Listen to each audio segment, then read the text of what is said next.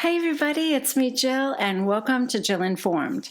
This is the recap of The Real Housewives of New York City, Season 13, Episode 14, Hanger Pains. For those of you who don't follow my Beverly Hills recaps, I will not have my green screen for a while. I'm just in front of these curtains, so sorry about that. This is going to be my background. And this week especially, I thought it would be fun if I could be just a floating head on the table at Black Shabbat.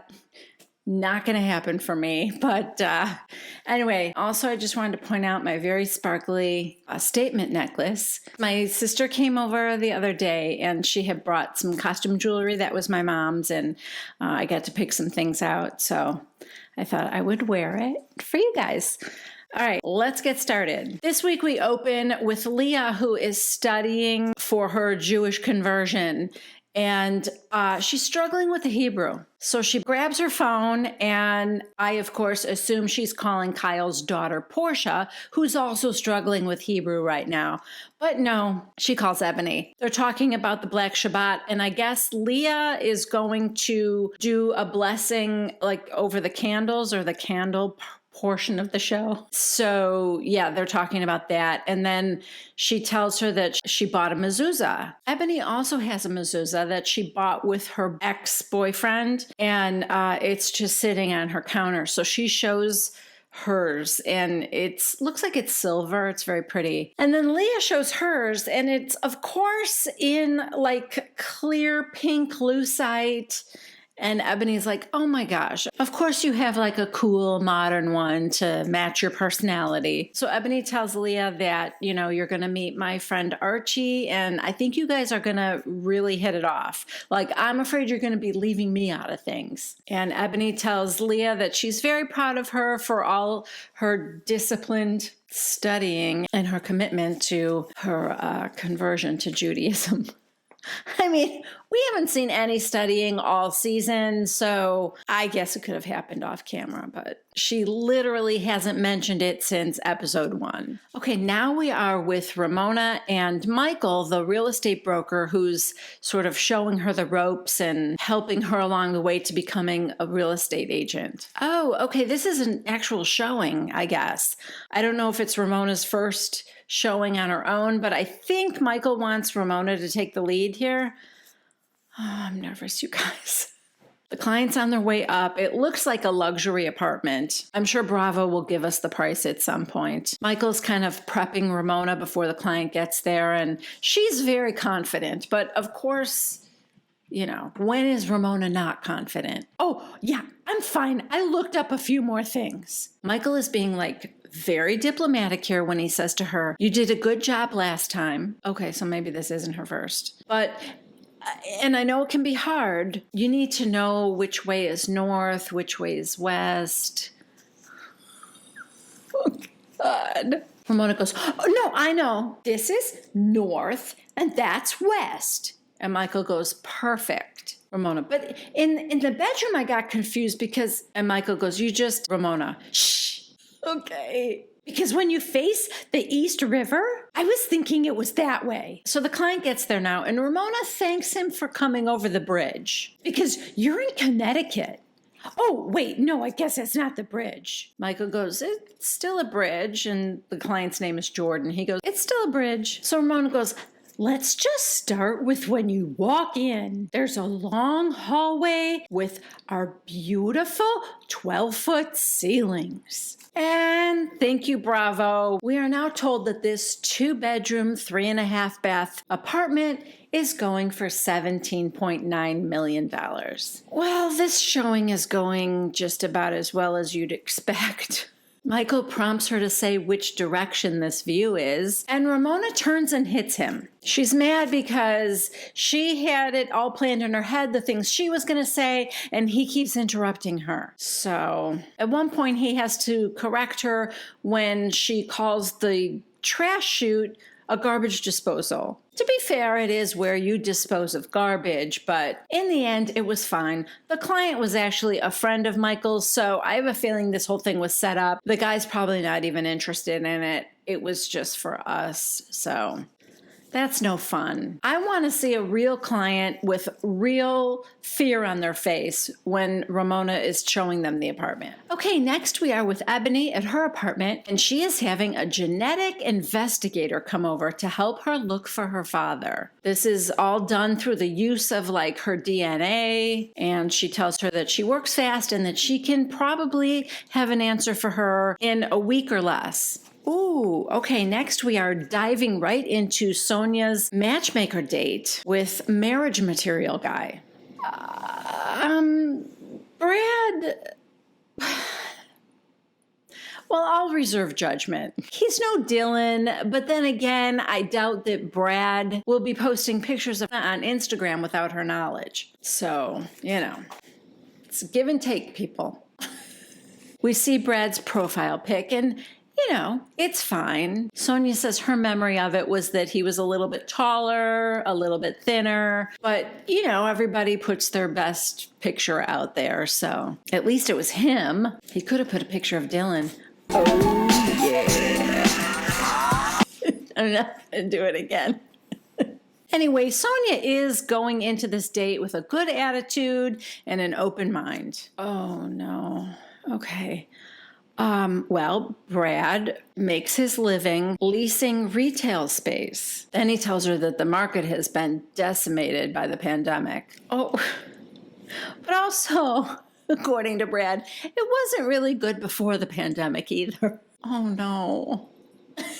Sonja said, my business is online, so we've been very busy. I'm exhausted from working all the time. Then Eeyore says, my business shut down in March. Then I had back surgery. Sonja's like, wow, so you've really been through the ringer. Brad, it was my 4th. Oh my God. Sonja, what happened? Like a skiing accident or tennis? Brad. No. Sorry. I'm sorry. No, just basically I have a bad spine. Okay. Oh, it gets better, guys. He then says, if you think of a disc like a jelly donut, when it herniates, the jelly comes out. Well, hold on there, cowboy. Save a little for the bedroom, you sweet talker. I feel like I need to remind you guys, this is a first date. This is the first impression Brad is leaving with a woman. Sonja goes, ooh, yuck. Yeah. So the food comes, and thankfully no one ordered jelly donuts. And Brad, I think, is miraculously turning the conversation around by mentioning that he has a home in the south of France. I'm like, okay, all right. Now we're learning why he's on this matchmaker's list, right? Brad. But I wasn't using it enough, so I sold it a month and a half ago. Okay.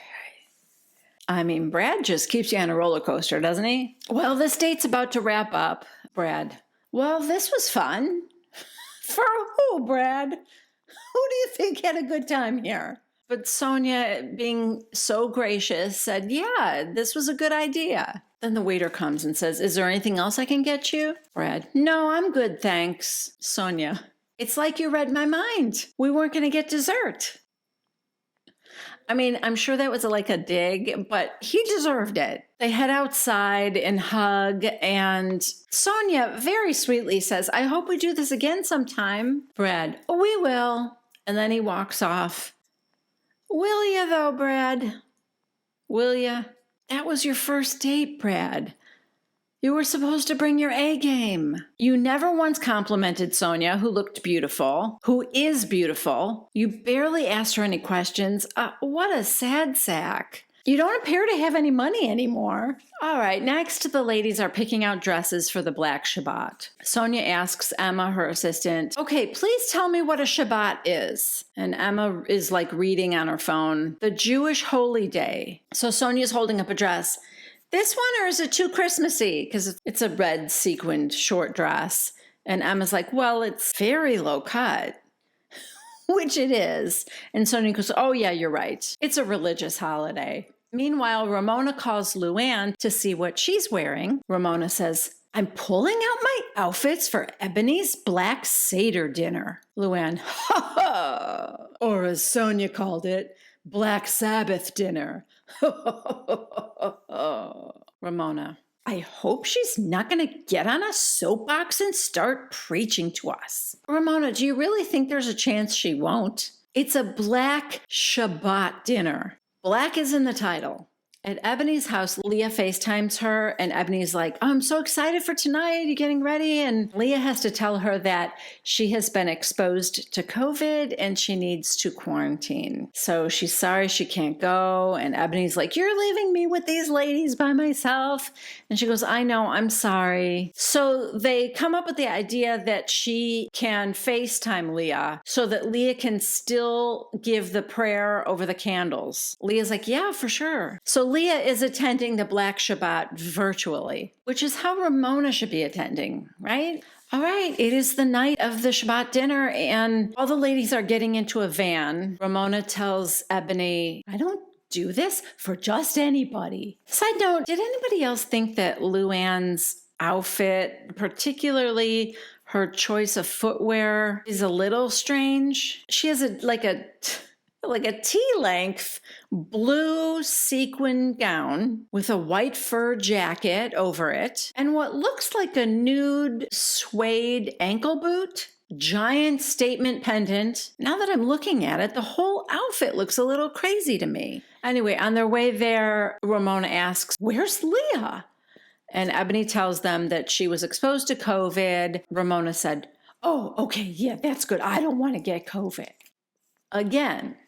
You don't want to get COVID again. Anyway, Eboni assures them that Leah's going to be there anyway because she's going to be on Zoom or, FaceTime or whatever. Ramona's like, that's weird. Okay, if all of us were on Zoom, I get it. But to all be at a dinner and just have one person on Zoom?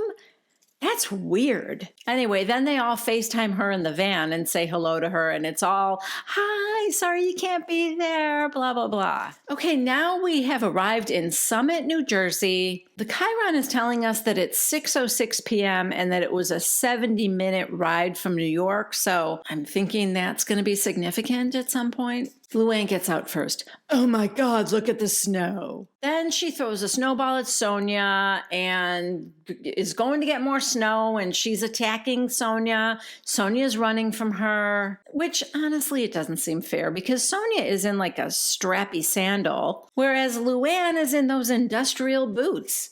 Okay, so we meet Archie, who is the host of the Shabbat, and she seems pretty cool to me. She's in like silver sparkles, and if I'm not mistaken, she may also be in an ankle boot.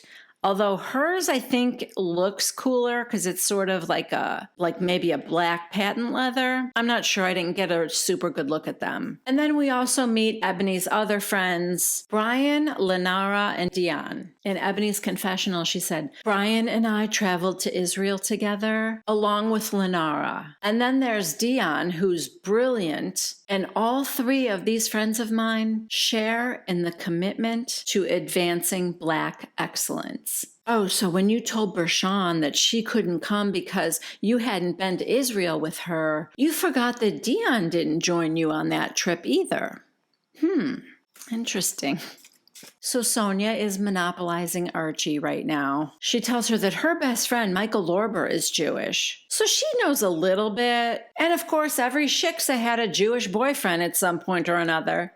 Side note, Michael Lorber, is that the Michael who's helping Ramona become a realtor? I can't remember, but I think that was his last name. Anyway, so Archie runs an organization called Jew Belong, which is about everyone belonging. Ramona is giving Archie a lot of backhanded compliments, like, oh, I like your table. It's very eclectic. Nothing matches. Archie kind of laughs and goes, look at her face. Like she hates the table. Then she sees the large napkins that Archie said she made herself. Ramona, these aren't napkins. These are placemats. I could use this as a halter top. Now she's holding one up to her. In Sonja's confessional, she said, this is the tip of the iceberg with Ramona. Picking on the napkins as being too big. It's only going to get worse from here. Now Archie's trying to explain to Ramona that she's not trying to match the napkins or the plates or anything, that she likes it mismatched and it's intentional. She says, nothing matches. Ramona, I understand. You like to do your own path. You beat your own drummers.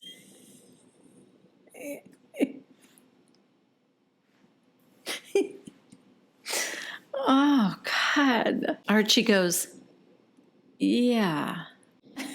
Ramona, okay, we shouldn't drink anymore. I'm getting a little buzzed. Eboni now tells her other friends that Sonja met her dear friend Devin, who is a matchmaker, and she just matched Sonja with a wonderful man who we're going to hear about tonight at dinner. Really? Well, that's good because we only saw her with Brad. Bravo should have aired that date instead of the one with Brad, the depressed friend of Winnie the Pooh.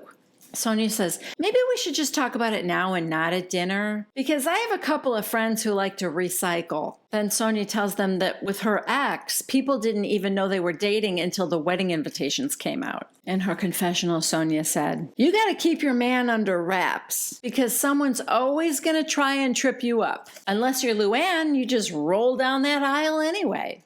Oh my God. Oh, please tell me it's not about Tom.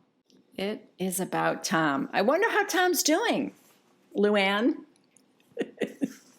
let us know. Give us an update. Okay, it's time to move to the dinner table now. And Archie said, oh, are we going to connect with Leah now? So Ebony's like, oh, yeah. And she opens up her laptop and they Zoom Leah to join them.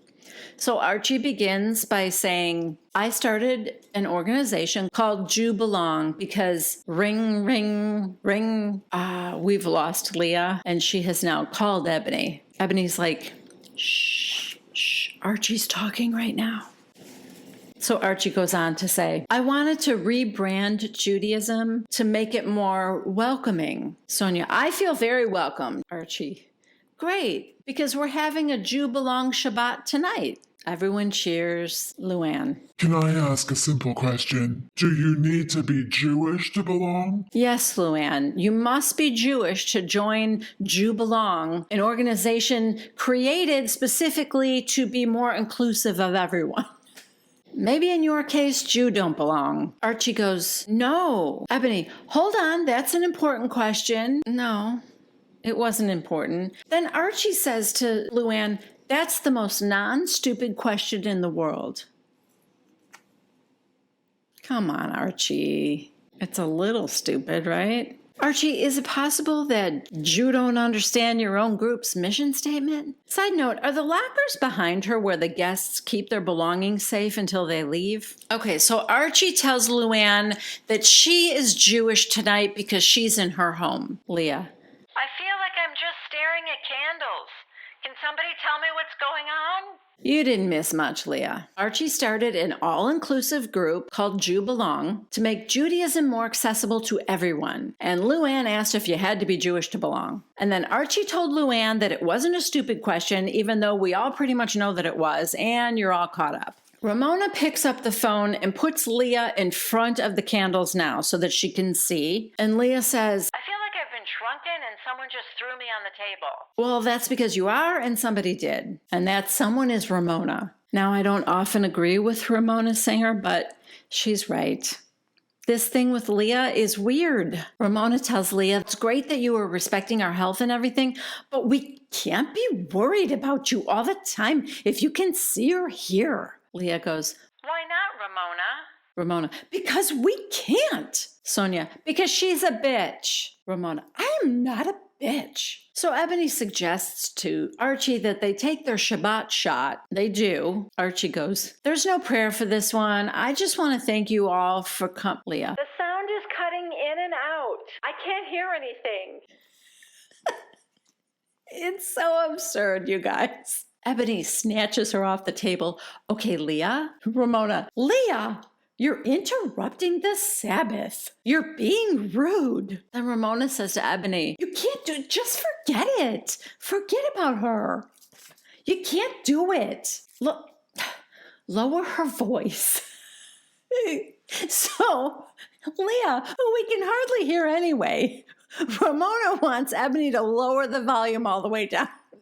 Anyway, Archie said, Eboni, we have to explain what Shabbat is. So Eboni begins to read from the little pamphlets that are at everybody's place setting, and the others are following along. So now it's time for Leah's part. She's going to sing a blessing while Eboni lights the candles. And Leah goes, Eboni, remember, don't blow the candle out. Just put it down. and Eboni goes, I know, baby, I've done this before. Ramona, who is holding Leah, says, she's done this before. She's been to Israel and back. So she's more of a pro than you are at this point. Which, I mean, you know, it isn't saying much because Leah is no pro at this point. And also, a pro at being Jewish? Is that what she's saying? Now Ramona tells us, I almost converted, so I know a lot. Sonja, well, that's because you were going to marry the rich Jewish guy. Ramona, I didn't say he was rich. Sonja, well, he's not poor. Guys, this is all going on, this comedy act between Ramona and Sonja,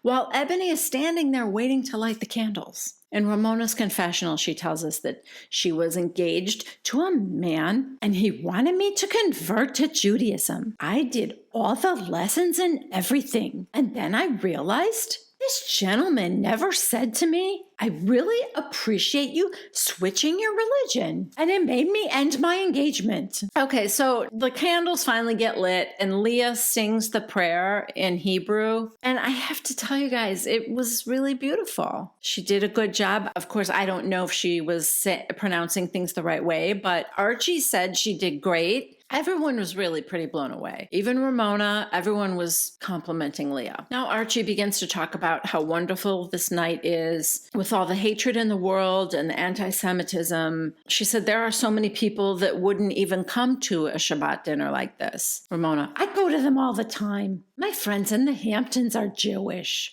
Archie kind of ignores that, and she said, and Eboni is this amazing human who opens up her heart and says, I want to learn about Judaism. Archie said, but then I've been really worried about the Black and Jewish communities. Okay, so now Archie is getting into a more serious conversation about Blacks and Jews, neither of which are Ramona, yet somehow she feels that her input is needed right now. And she says, Italians and Jews have a lot in common too. Okay. Archie goes, sorry? Ramona, Italians and Jews. They're all about, traditions. Sonja, you're getting off topic. We're talking about Eboni. Eboni said, when you are an oppressed people, it's very easy to join with other forms of oppression for your survival. The only person that wins when those communities are at odds with each other are white supremacists. And now Ramona looks like she's going to vomit. I mean, come on, Eboni. This poor rich white lady just wants to talk about Italians at the Black Shabbat. Can't you just give her this? Ramona goes, we all want what's right. We all want that. Okay, why are you upset? If that is what you want, why are you triggered by her saying white supremacist? Do you think you are one? Because otherwise, that shouldn't bother you. Anyway, Eboni said, the difference, Ramona, is that I've paid the price. Ramona, we've all paid the price. Well, that comment just raised the eyebrows of Brother Brian. Eboni, Ramona, no. Ramona, in different ways. We've all paid the price in different ways. Oh, why do you have to talk all the time? When I went to college, the Jewish people hated me. You sure it was just the Jewish people? So, of course, Sonja and Leah are trying to tell Ramona to shut up. Tonight is not about white people, and it's definitely not about her. In Leah's confessional, she basically said what I did. She goes, I'm sorry, Ramona, Jewish people hated you in college? I'm sure everybody hated you in college. So Sonja and Luann are telling Ramona, this is a Shabbat dinner. Brian, like his first words of the night, these friends of Eboni were just so like patient and quiet. And finally, Brian goes, a black Shabbat dinner. Oh, you just know Brian suffers no fools. So Ramona finally gets that it's not about her tonight, and she apologizes to Archie.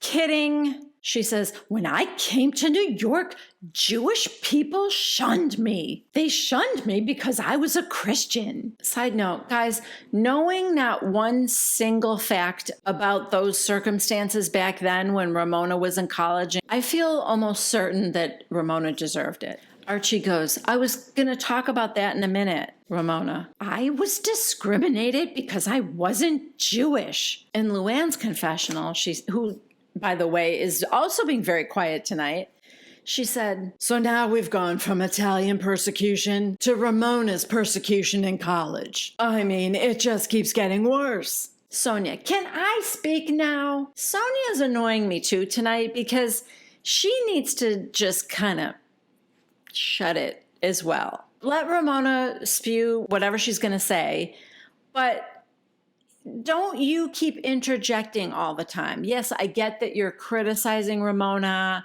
but you're not helping Eboni or Archie or anybody with your constant comments. So anyway, Ramona gets up. I'm upset and no one's listening to me. Sonja, go. Archie goes, no, Ramona, I'd like to speak to you about it. But she's up already and wandering through the house. And let's face it, she probably just has to pee, right? Archie's like, should I go after her and apologize for the Jews? Eboni, Ramona's gone and that's probably for the best. I want to talk about, but Ramona's back. Can't I go pee? I was right. Sonja, Leah, Ramona gets defensive. Leah, That's unacceptable. Ramona, I peed. I'm sorry. I was on a bus for 40 minutes. No, more like an hour. Leah, You're acting like a psycho. Sit down. You're not looking good right now. oh, Leah, if only you could see your tiny, angry head. Because that's not looking too good right now either. It's just a spectacle for Eboni's black friends at this point. They just have like the front row seat to a very bizarre show. And the tiny head on the table is really just part of what makes it so bizarre. Ramona now gives a very passive-aggressive apology to Archie. I'm sorry that I shared my feelings because I bonded with you tonight. And I'm sorry if I insulted you. Archie, you didn't. Not even a little. All I felt was sad. Sonja, I'm sad now. I'm sitting at home and I am begging Sonja and Ramona to shut up right now. Just long enough for Archie to finish one single sentence, which she hasn't been able to do all night. Archie's like, if anyone, because you expressed this thing and clearly the Jewish community have left you. Ramona, not now, but when I first came to New York, when I was like 17 or 18. Archie says, they left you out. Sonja, well, she did have sex with some Jewish guys. Thank you, Sonja. Ramona, you know what? Shut it. I did not. Sonja, does she know you were engaged to a Jewish man? Ramona, I wished I was born Jewish. Eboni, but you weren't, and we're not going to do that. Ramona, I was upset I wasn't Jewish. What are you trying to get across to everybody, Ramona? Eboni goes, Ramona. Ramona, I would cry at night. Do you understand? I wished I was Jewish. Eboni, we are not going to make it about you and your white isolation. Sonja now yells, can we please listen to the blacks and the Jews that are around you? Dion looks at Brian and she goes, the blacks and the Jews. Brian, I need another margarita. And then Sonja realizes and she goes, I'm not so eloquent. Eboni says in her confessional, I'm horrified. Archie has gone out of her way to celebrate culture and compassion, and Ramona and Sonja make me look like an asshole. So now Leah asks Eboni to take her into the other room because she wants to talk to her. So Eboni leaves. Ramona at the table. Are we going to get a first course of food? Archie goes, yeah, but we're not doing Shabbat. Leah and Eboni are talking about how insane Ramona is being tonight and that they're both embarrassed in front of Archie and Ebony's other friends. Ramona now wanders into the kitchen because she saw food in there. Then she says something like, after Thanksgiving, I lost 3 pounds, or maybe she said, I need to lose 3 pounds. So she didn't eat all day that day. I haven't had anything to eat all day. Then, of course, Bravo shows us the flashback to her in the bus on the way there, eating hummus and vegetables and cheese. So Ramona is in the kitchen telling the caterers that she wants real food, not the snacks, while Eboni is telling Leah that she's sorry she planned the night at all. And guys, we are ending things right here. Yes, it is a to be continued, but honestly, I think I have had enough of this dinner. No fault of the blacks and the Jews around the table. Yeah, this is all on the whites tonight. Oh gosh. Anyway, I thank you for being here with me. If you liked this episode, please give it a thumbs up. If you haven't already subscribed to my channel, please do so. And if you would like to be notified every time a new video comes out from me, then go ahead and click on the bell icon for notifications. All right, that is it for me. I will be back next week with the next recap of the Real Housewives of New York City. I hope you join me. I love you guys. I'll see you next time. Bye.